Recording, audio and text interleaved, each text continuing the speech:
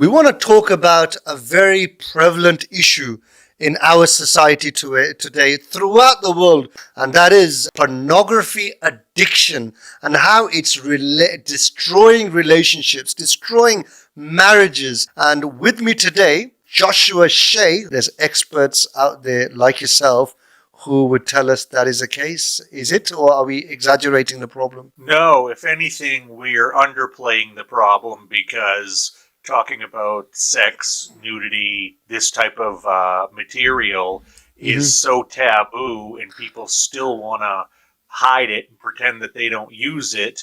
But the numbers of people who are getting affected are just increasing every day. Right now, in the United States at least, the estimated addiction rate is anywhere from 12 to 18% of the population, depending on what study you look at. And I just saw a study the other day that said of men worldwide who use the internet, almost 92% look at pornography at least once a month. We want to talk about a very prevalent issue in our society today throughout the world. No matter where you are in the East or the West, rich or poor, it's a problem that is affecting an awful lot of people. And that is, as per the title of the program, pornography addiction and how it's destroying relationships, destroying marriages. Partners are finding out about their partners' addictions, and that's causing many relationships to lead to divorce. And with me today, I'm absolutely delighted to introduce Joshua Shea, who is not only a recovering pornography addict, but he's also now a pornography addiction expert who deals with couples and addicts and does trauma coaching, especially for those couples where the spouse who has discovered that her partner or his partner has been a pornography addict, they feel betrayed. So let's hear from him. Joshua Shea, welcome to our program. How are you? Thank you so much for inviting me on. I appreciate it. Thank you for joining us. And this is a topic which I've been wanting to do for a very long time, because I think this is a very big hidden problem in the world. It doesn't have to be in any specific community, locality, because of the increase in the internet usage around the world, and especially with smartphones. This is now a very big, serious issue. But it's not me just saying that. There's experts out there like yourself who would tell us that is the case. Is it, or are we exaggerating the problem? No, if anything, we're underplaying the problem because talking about sex, nudity, this type of material is so taboo, and people still want to hide it and pretend that they don't use it. But the numbers of people who are getting affected are just increasing every day. Right now, in the United States at least, the estimated addiction rate is anywhere from 12 to 18% of the population, depending on what study you look at. And I just saw a study the other day that said of men worldwide who use the internet, almost 92% look at pornography at least once a month. And of the women in this world who use the internet, just over 60% of them look at pornography once a month. And especially with the younger generations, they're growing up in a time where they are just not knowing any limitations on this type of material that can be accessed. That wasn't the case when you and I were kids, but now we give every child a smartphone or a tablet and say, go off, good luck, and give them no direction. And they're coming in contact with this highly sexual material younger than ever. And for some of them, it helps deal with the trauma that they're going through, and they become easily addicted. I often get horrified when I see young kids as young as 5, 6 years old with tablets and phones, and they're able to go on them without any supervision and without any restriction, maybe even take it with them to their own bedrooms. What we have to understand that these kids will get exposed to pornography. Even if you're not searching for it, it will basically be thrown at you. And the other thing which I wanted to mention, if you go back in previous times, in previous civilizations, an adult male may not have seen any woman's picture, a naked picture of a woman at all in their lifetime. And now in one sitting of half an hour, a young kid or a male can be exposed to so much nudity that which previous generations hadn't seen in their lifetime. Absolutely. I always say when I'm giving these speeches, when I'm out doing presentations or even appearing on shows like yours, that, my great grandfather in his entire lifetime probably did not see as much pornography as I saw in the average day when I was an addict. And the next day I saw more, and the next day I saw more, and the next day I saw more. And the reality is, in 2 or 3 generations, our little lizard brains have not grown enough. They've not evolved enough to handle this kind of material coming to us. But not just that, our bodies can't handle the flood of pleasure chemicals that those of us who are addicts are going after. So often people forget, or people don't realize who aren't addicts, this is not really for us about the nudity on the screen. This is about getting a fix. It's just like drugs. It's getting a fix of the chemicals that you have in your head, the dopamine, the oxytocin, the serotonin, the endorphins. These are all the chemicals, the pleasure chemicals in your head that make you feel good. So it makes sense that if you're going through a traumatic event at the moment and you find something that makes you feel this good, you're going to continue to use it because it's unlike anything you've ever felt before. Joshua, there's many people who probably be sitting there listening, thinking, what is wrong with sitting there? It's just me and the computer. I'm not harming anybody. I'm looking at this pornography. And the ones who don't look at it will probably be thinking, let them get on with it. It's up to them. They're not harming anybody. But yourself, as a former pornography addict, are perhaps going to tell us otherwise as to why this is so dangerous. Yeah, there's really two roads to go down in looking at this.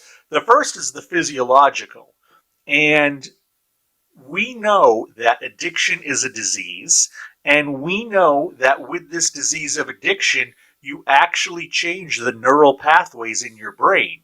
You literally cause brain damage when you are using too much of a substance, whether that's drugs, alcohol, pornography, gambling, food, whatever it is. If you become addicted, you train your brain, especially. You rewire your brain to be obsessed with this activity or this substance that you get into.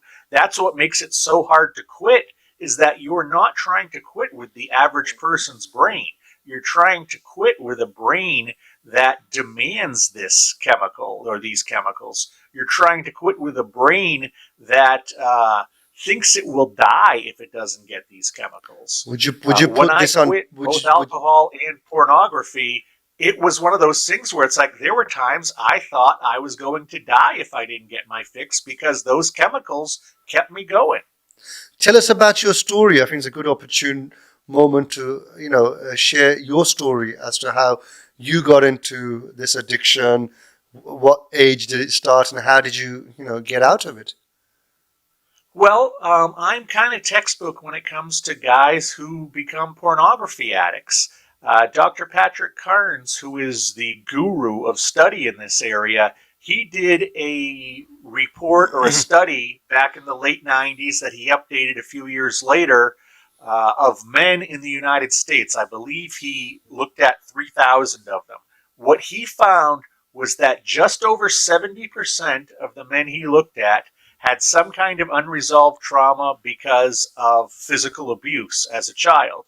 Just over 80% had unresolved trauma because of some kind of sexual abuse as a child. and over 95% had that kind of trauma based on mental, emotional, or spiritual abuse that took place as a child. And when I was a child, I unfortunately did suffer some sexual abuse, and I did suffer a fair amount of mental and emotional abuse at the hands of a babysitter who took care of me when I was a young guy or a young kid. And when I was 12 years old, I was introduced to hardcore pornography through magazines. This was, going back to the mid 80s. I was introduced by a cousin who had a couple magazines, and I tell you, it took me probably 30 seconds to become an addict. It was like a lightning bolt hit me. I had never seen anything like this. It immediately, this feeling washed over me like I have just found the answer. I have just found the secret to life. The only other time I ever felt this was 2 years later when I got drunk at a wedding for the first time. And from that point forward, I was addicted to pornography and addicted to alcohol until I was 36 years old, which is almost 9 years ago, when I cleaned up. And I can tell you, it didn't matter whether I was in high school, it didn't matter whether I was in college or onto my career, it didn't matter if I was dating someone or I'd already been married, it didn't matter if my kids had come along yet or not. For 24 years with porn and 22 years with alcohol, those were the two things I could go to. Those were the two things that I could trust more than any other. But it all kind of came to a head in 2013 when it just became too much. I was running a company at the time. The company started to show weakness, and I kind of got myself lost in the bottle and lost with pornography. Ultimately, the two co-owners of the company with me, even though I ran the day-to-day operations, I only owned 1/3 of the company, they decided to fire me. And that was kind of the big wake-up call because I was at work drunk most of the time. I was at work, in my office looking at porn, not tending to the needs of the company. And the company was suffering greatly because of my mismanagement. So they fired me, and within a few days, family and several other people held a quasi intervention for me. And it was at that point I just kind of said, I hate who I am. I hate how I behave. I don't like anything about my life. And I want to change it, and I don't know how. And I went off to a rehabilitation facility in California for 10 weeks to deal with the alcohol. And then not long after that, I went to a facility in Texas for 7 weeks to deal with the pornography addiction. And after that, when I got out of those facilities, went into a lot of treatment with a therapist and a coach, and I looked to try to find things I could read about pornography, and there was just not much out there. And with my career as a journalist in the past and somebody who's written a lot, I decided that I would start to write books and create the materials that were so desperately needed out there. I love the title of one of your books. I'm reading this book about porn addiction for a friend.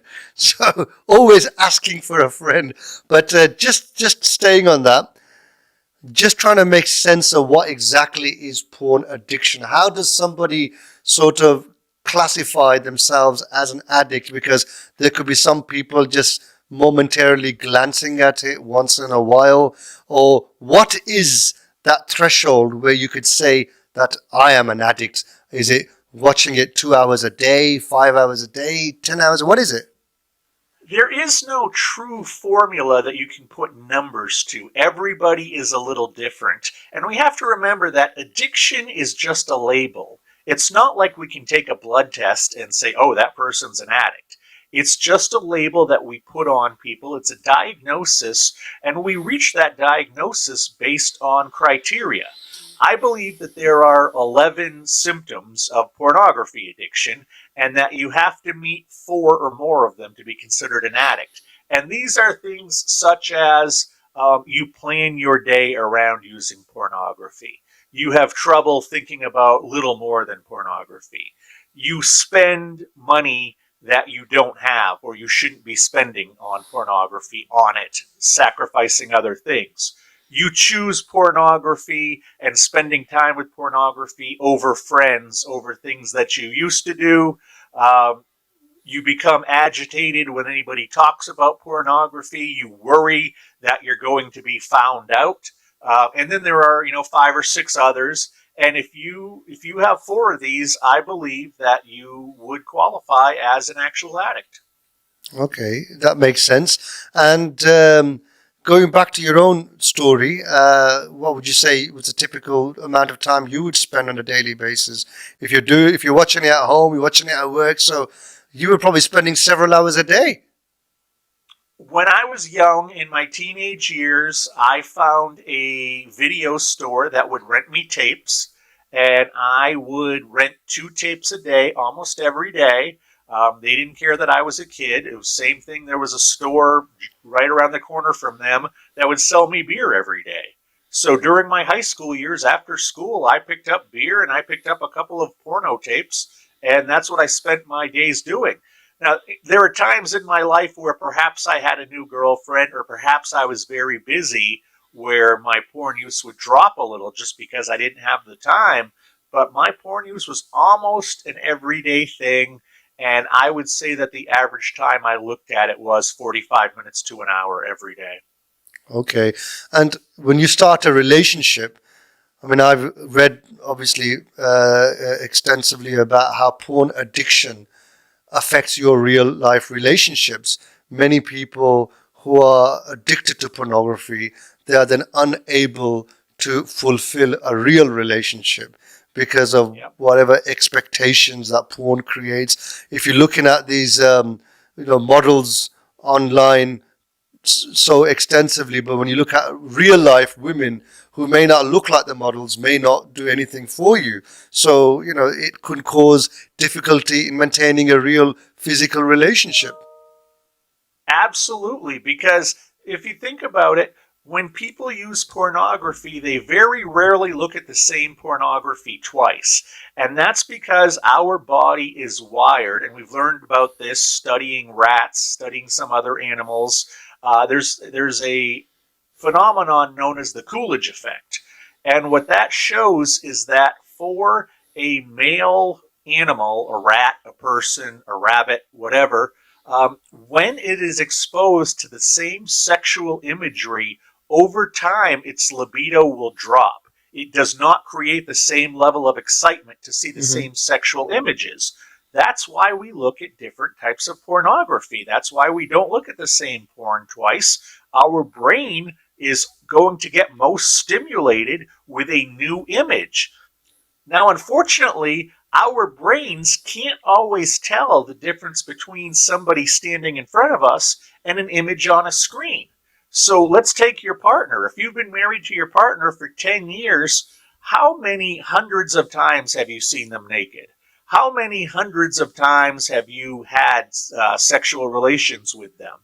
You know how that movie ends. You know what they look like naked from every angle. You know that the sex is not going to introduce any new surprises. So when you're with this person, you're not getting the dopamine hit that you do when you're looking at pornography, because with pornography, you're always getting something new. You're always getting those novel, interesting images. But when you're with your partner in real life, it's, oh, I've seen this. I've seen this so many times. And that's what leads many men to what we call porn induced erectile dysfunction, where they can get excited and they can function if they're watching pornography, but if they're with a real life female or they're with their partner, they have trouble performing in bed.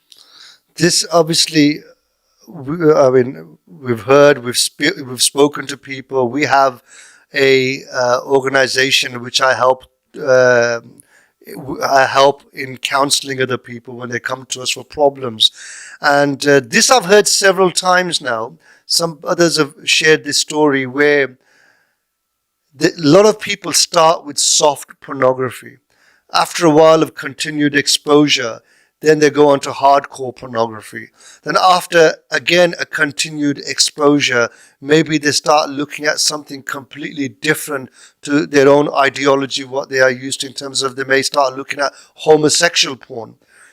After a continued exposure with that, they may start looking at other more sort of perversions like pedophilia, bestiality, or some other, severe perversion of that nature, because the mind keeps needing to be stimulated more and more and more. That dopamine rush has to come from the next level of extremities. Is that something you've come across with people? Absolutely, almost universally. And for people who don't necessarily understand that, imagine alcohol. Most people start with beer, but you can have, one or two beers and then you start feeling it. But if you do that too often, then you need three or four beers or five or six beers. And eventually you get to the point where you have to move to the harder stuff because you're not feeling it. You build up a tolerance, so you have to have more and you have to have it harder. And that's the same thing with pornography, like you explained. Maybe seeing just a woman naked is good at first. Then you need to see a man and a woman together.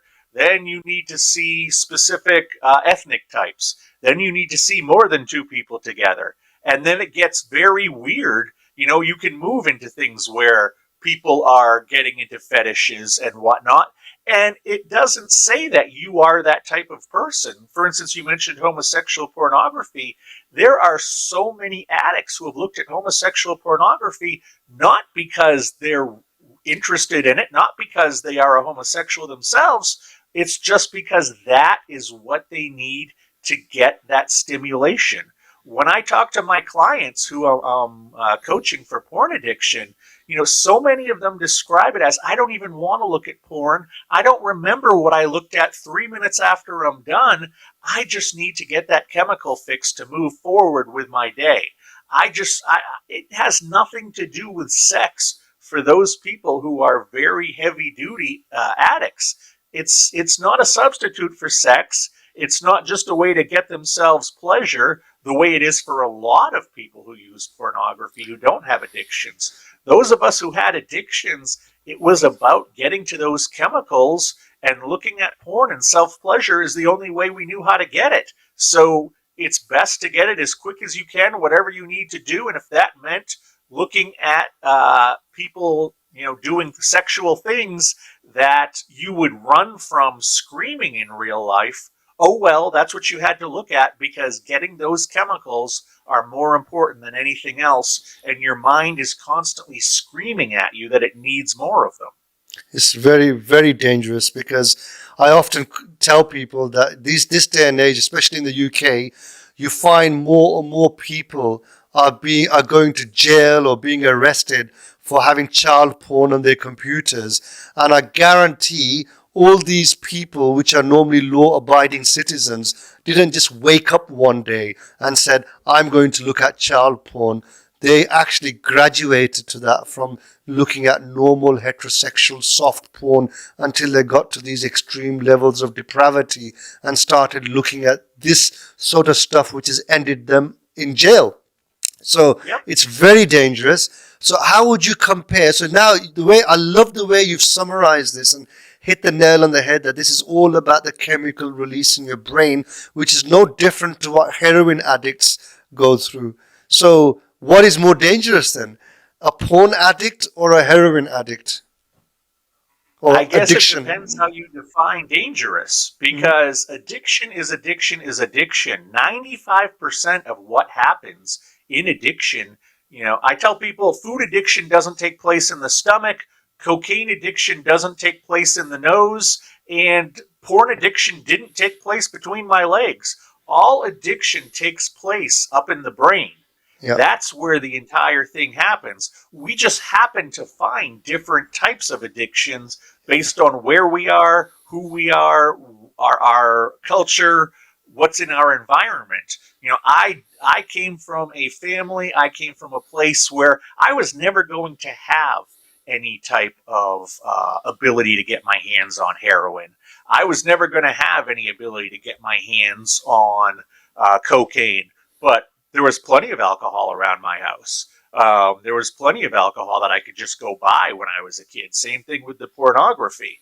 Um, Ultimately, it's really just about the addiction and what the addiction is doing in your head, regardless of what kind it is. Yes, every addiction has different side effects. If you're a gambling addict, you're more likely to lose your house before being a porn addict. If you're a porn addict, you're more likely to suffer sexual dysfunction than somebody who is a heroin addict. If you're a heroin addict, you're more likely to overdose than if you're a food addict. Every addiction has its own little side effects, but for the most part, all addicts are going for those pleasure chemicals. We want to escape. We want to, feel under control. We want to feel like we can manage our lives, and the only way that we can do that is when we escape our life, when we feel the numbness that our addictions bring us. Absolutely, absolutely. That leads me to my next question. Because of the ease of access to pornography, how do we ensure that our children do not get addicted to it? Because we'd be very foolish, very naive to be sitting here thinking that our children, teenage children, have not been exposed to pornography. No, absolutely. And when I give different seminars or presentations, there's always a parent who says, well, we've put parental locks on the phones and on the tablets so our kids can't look at porn.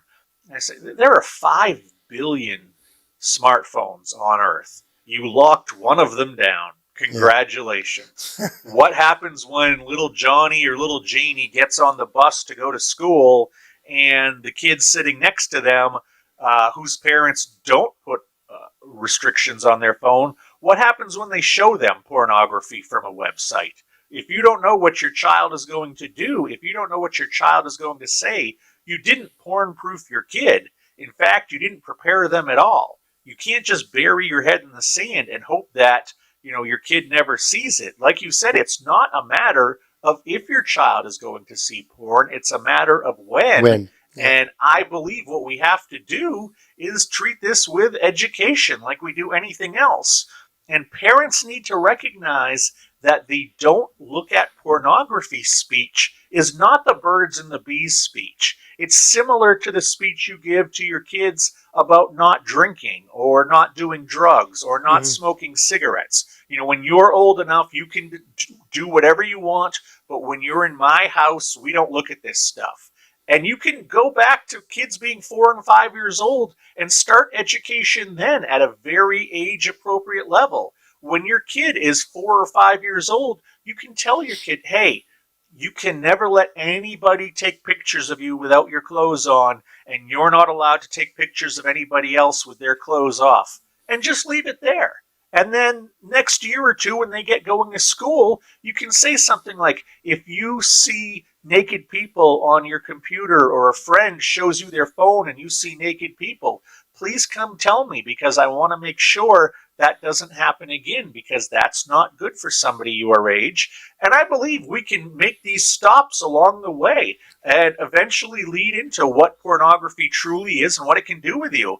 I think if we were to tell every 12 and 13-year-old boy out there about porn-induced erectile dysfunction, tell them that too much of this stuff and your equipment down there is going to stop working in some cases, it's not just scaring them because it actually happens.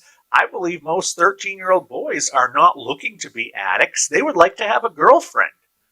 But they'll take what they can get in the moment, and unfortunately, some of them don't get girlfriends, and some of them, get girlfriends and still stay with the porn. We need to let them know that it can potentially be unhealthy. They are taking a risk by looking at it, and in your household, you prefer that they not look at it, and they can make their own decisions as adults, because kids ultimately want to do the right thing when they're young. Kids want to learn when they're young. Kids want to make their parents happy when they're young. So I think that's when we need to start putting some rules in place. And if parents would just start talking about this stuff, not worry about the taboos, yes, pornography is naked people doing naked people things, but you and I haven't been graphic talking about it here in the last half hour. You don't have to be graphic talking about pornography or pornography addiction. You just need to be willing to take it and tackle it head on. And unfortunately, too many parents in this world still are not able to do this with their kids. Obviously, it's a taboo subject, and most of us probably want to bury our head in the sand, thinking it's not happening with my children, it's not happening in my house. But as me and you know, in this overly sexual world that we live in, there's only so much you can do to protect your children. You can't keep an eye on them 24/7. Perhaps, this education and information is very, very important. You mentioned 13-year-olds, and I was actually just reading an article yesterday about a 13-year-old kid who went out and sexually assaulted other teenage girls. And the first thing that comes to my mind is that these are kids who've been overly exposed to pornography. And that's what's creating these desires and is fueling those desires inside of them. And then they do not have an outlet. They go and actually commit these sort of sexual acts of aggression and even rape to fulfill those desires. Would you say that is correct? Absolutely. And we have to remember that, those of us who have been in relationships and sexually healthy relationships, we understand that pornography is fiction. We understand that people don't have sex the way they have sex in those movies. But if you're a kid, 12, 13 years old, how are you going to know that this is not like a documentary? This is not like a reality show. Yeah. This is complete fiction. But if you're a kid and you're not getting sex education from anywhere and you're left alone with porn, that becomes your sex education. And recently there was a college that studied the aggression of male towards females in pornography. They looked at several hundred videos from the two most popular sites, and they found in 97% of the movies that there was either physical or verbal aggression from the man towards the women. 97%.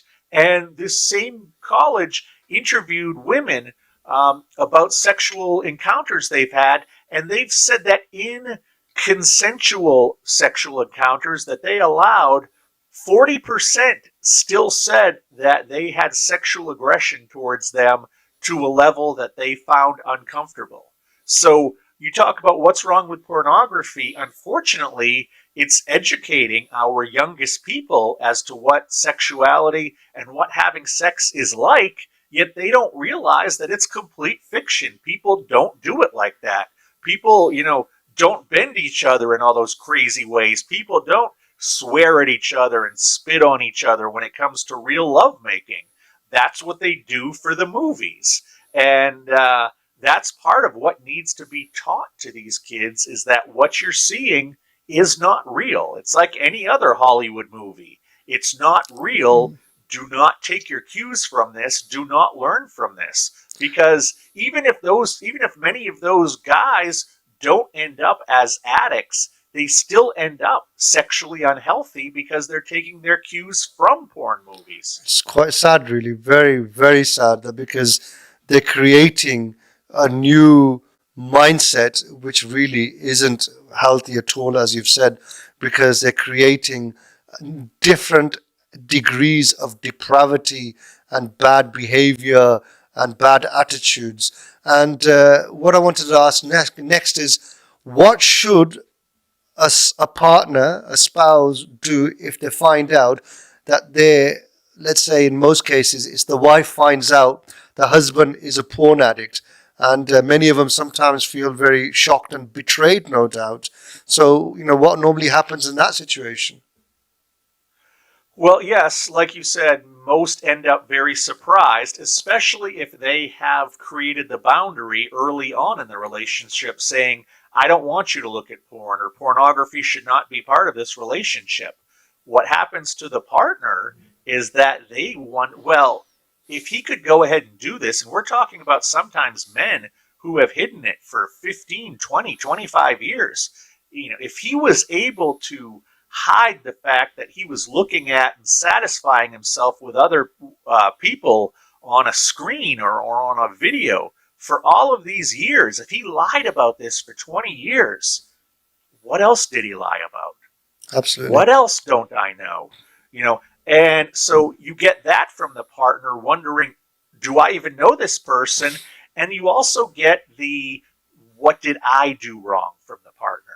Was this because I'm not as pretty or as thin as I used to be? Is this because I don't like having sex as much as we used to? Or am I not good enough having sex? Does he need somebody else to have sex with him because I'm not good enough? And I think more than any other addiction out there, this really affects partners in a way that most others don't. You know, if you have a heroin addict as a partner, you're not asking yourself if they're using heroin because you're not good enough in bed. If you have a partner who's a gambling addict, you're not asking yourself, well, is this because I'm not pretty enough?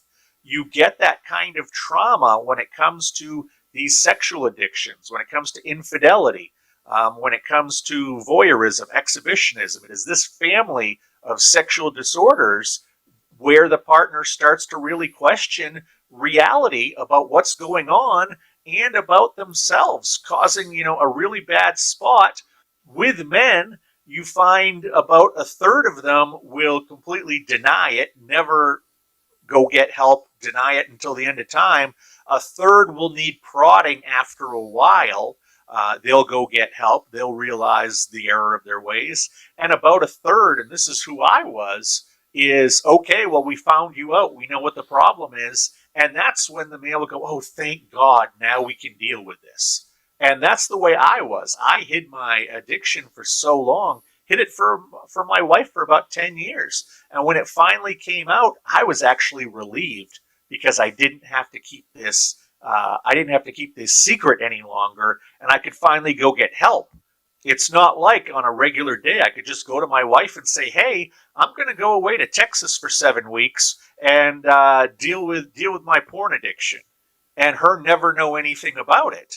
You just can't slip away like that. So I, along with so many people out there, feel like they couldn't go get help because they'd be found out.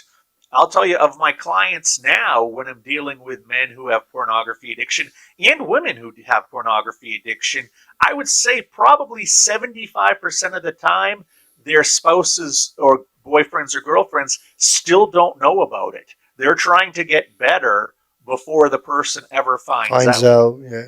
You know how if a man is addicted to pornography, it leads to this erectile dysfunction and their ability to be intimate with their partner. How does it affect the women who are addicted to this extreme levels of depravity and addiction, porn addiction? Does it affect their relationships and their ability to fulfill a healthy relationship? Absolutely. And what's even more interesting, and we can debate the reasons why this may be, when a man is a porn addict, he will only act out in real life. He will only go find an affair partner about 20% of the time. I always tell women that, you know, if your male partner is a porn addict, odds are he didn't cheat on you. It's only 1 in 5 that the odds are he did. However, when it comes to females who are porn addicts, 75% of the time they act outside of their relationship and get this and go get a fix with a real person in real life. Right. Like I said, we can say it's because they, you know, are women, so they can get sex much easier. We can say it's because they're more emotional and men are more physical and they need the real bond, where men are fine with just looking at a screen. You know, I've not seen any definitive reason why that is, but women do tend to act out in real life more often if they are a porn addict than a male. So very, very good analogy and examples there. But, you know, when you have an alcohol addict, you can see this person's almost legless and about to fall. They're obviously intoxicated. You can see with drug addicts, they give that physical appearance of being an addict. How do you recognize a porn addict? Or can you? It's difficult. It's very, very difficult. The closer you are, the more you might be able to. Little things like if you discuss pornography, if you try to talk about pornography with them, that they get kind of edgy about it. If you are a partner and you notice that, gee, they're spending a lot of time in the bathroom or spending a lot of time in the bedroom alone. If you can check their browser history, you can check, on their phone, see what they're looking at when they're online.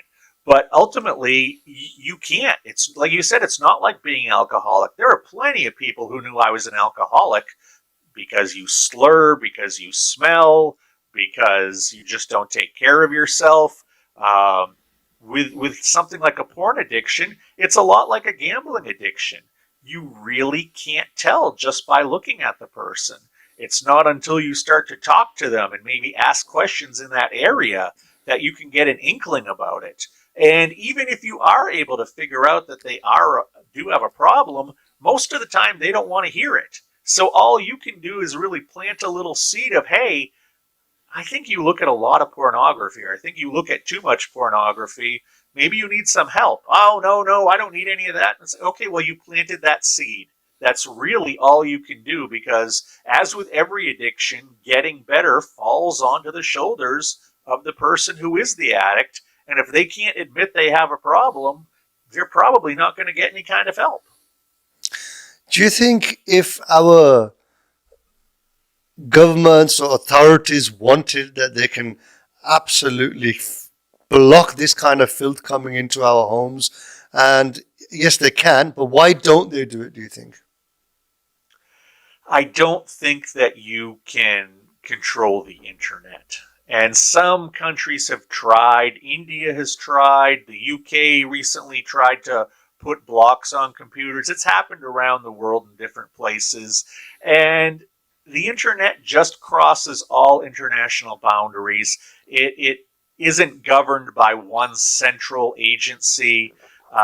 It's just out there. And the reality is, it is completely normal to be curious about sexuality, especially if you're a teenager, when your body starts changing in puberty. We become interested in depictions of sexuality. As long as cavemen have been able to draw on cave walls, they've drawn pornography. If you go to any museum in this world, go to their ancient medieval exhibit, you will see some X-rated stuff painted on their pottery. The depiction of sex has always been around, and curiosity for that is okay. It's just that we've never seen any engine like high-speed internet that could deliver it to you, never ending. One after another, after another, after another, literally every moment of your life until you die.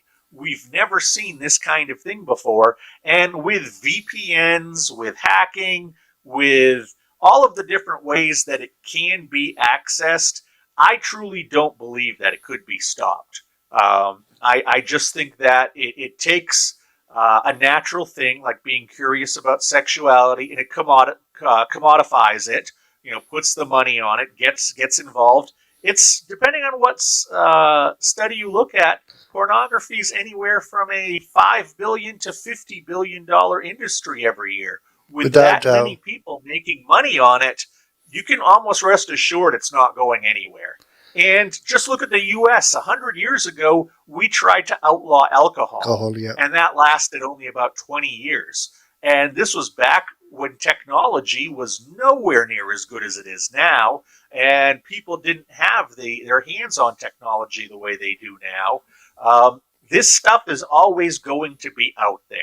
And what we need to do is educate our children before they become addicts. I feel horrible for everybody who's an addict now. It's a tough road to recover, but the best thing we can do is not create addicts in the first place. And that means we need to grow up and talk to our kids about pornography. That's why I'm actually a great believer in prohibition, because coming from a very religious background, God-fearing. We've been taught from a young age that we need to learn how to lower our gaze. Our beloved Prophet, peace be upon him, taught us over 1400 years ago that we should be protecting our eyes and we should not be looking at unlawful things. At that time, obviously, they didn't have the internet or imagery of the nature that we have today. So it's all protecting your gaze, protecting your eyes at gazing from other women that you are not supposed to look at. So as a man, you're only allowed to look with lust with your own wife. Yeah. So get married at a very reasonable age, so you do not stay single for an extended period of time where you've got these lusts and desires inside of you. And we see the wisdom in that now, right? As to why those things were prescribed. That's a form of education right there. That's a wonderful lesson.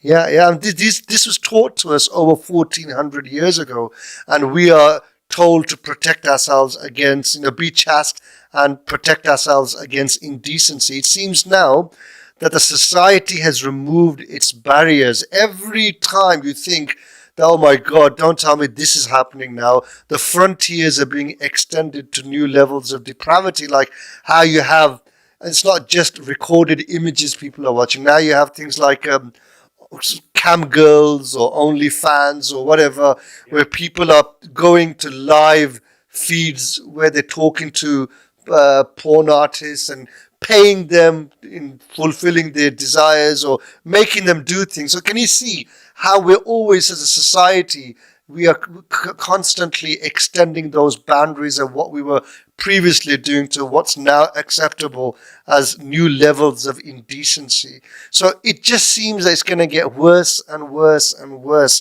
And we really need to take control individually of our own minds to ensure that we do not get hijacked by these devilish entities, because they will end up enslaving you into these desires, and which, as you know yourself, it can be the road to ruin. But just to sort of finish off, again, we can sit here and talk for hours on this topic, because it really is a need of our time to be addressing these issues. That's why I've decided to do an episode on this, and I'm a very conservative type of a person. This is not something I would openly talk to about my kids, with my kids, or to, family or friends. But I think now is the time to really come out of our shells and openly address these things, whether it's in our religious institutions or it's in our schools or in our homes. We need to be shaking people up and saying, look, this is happening right under your nose. And the sooner we deal with this, the better it will be for everyone. We can no longer bury our heads, in the sand and hoping that either this is a wave that will just, a phase that will pass away, or, it's not happening or affecting the people around me. So, do you agree that this is, you're doing a great job as an advocate to, help addicts and help people reform themselves from this very bad behavior, bad addiction. And what I wanted to ask yourself is, what sort of help is out there at the moment for people who are afflicted with this condition? Well, there are many kinds of modalities, and for those people who I know and I've worked with who have been successful with recovery, they usually have to come up with their own recovery plan, and that's a little bit of this or a little bit of that. That sounds difficult for people. It can be, but it's so worth it. I can absolutely speak to the testimony of, at the beginning, recovering is very difficult. Staying away from those temptations are very difficult, but it pays off in the long run. And you can go to inpatient rehab. You can go to one-on-one therapy. You can go to one-on-one coaching. There are 12-step support groups. There are other support groups. You can read about it. You can go to online support groups. You can watch YouTube videos about it. There are so many ways that you can learn about it and learn about entering recovery that, like I said, most people use a couple of those ways, find out what works best for them, and sort of create their own program. Those are the ones who are the most successful, who take it the most seriously. they continue to look for ways to quit, and Mhm. those ways that help are the ones they adopt, and those ways that don't help, well, maybe they help someone else, but they don't help me. I'm going to keep looking for other ways. And like I said, that's what I've seen with people who are the most successful, is that they have multiple modalities of getting through this, of getting into recovery, and then they practice their recovery moving forward. Right now, doing this show with you, I'm practicing my recovery. Every time that I work with a client, helping them with their porn addiction or helping them with their betrayal trauma, I'm working on my own stuff. I still read about Absolutely. this as much Absolutely. as I can. You have to keep it at the top of your mind, because I will always be a porn addict. I will always be an alcohol addict. And I need to make sure that I don't forget it and that it stays top of my mind. Do you sometimes feel the dangers of relapsing? Do you think that's a real serious danger? I am almost at 9 years of being sober, and I haven't felt any real danger in probably about 3 or 4 years. Okay. I don't get the triggers that I used to. For instance, with drinking, watching sports. I used to drink when I watched sports all the time, and I now am able to watch sports without even thinking about it. But that took many years of sitting there with ginger ale in my hand or water just so I could have something in my hand to drink when I was watching it. I can't watch sports with a bunch of people who are drinking. I've learned that. I just can't be in that environment. Um, it was interesting. I hadn't had a drink in 2 years, and I went to an airport to take a flight, and I realized that I had not been in an airport sober in over 20 years. Every time I went to the airport, when I found my gate, I would immediately go to the bar.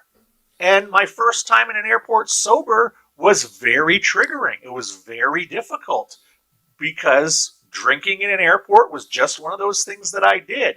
And what you have to ultimately do is recognize these patterns, recognize your routines, and then create new routines. And after a while, those new routines, those new habits become muscle memory. And when you deal with the trauma of why you became an addict, you don't necessarily need the medication. You don't need the addiction. You don't need the fix, because the fix is there to help you with the trauma.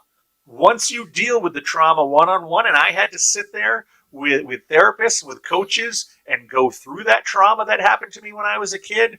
But once I worked through it, once I processed it, I didn't feel nearly as much that I needed pornography or I needed alcohol, because those were the medications I took to run away from that trauma.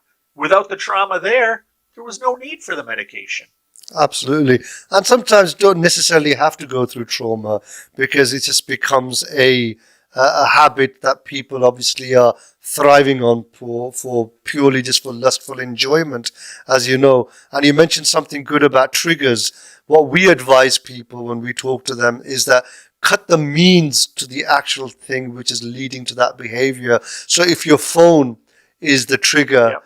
that or the laptop or whatever that is causing you to get into that sort of bad habit. It could be just being alone. Make sure that you're never alone and you never have access to these digital devices which are causing fueling this addiction.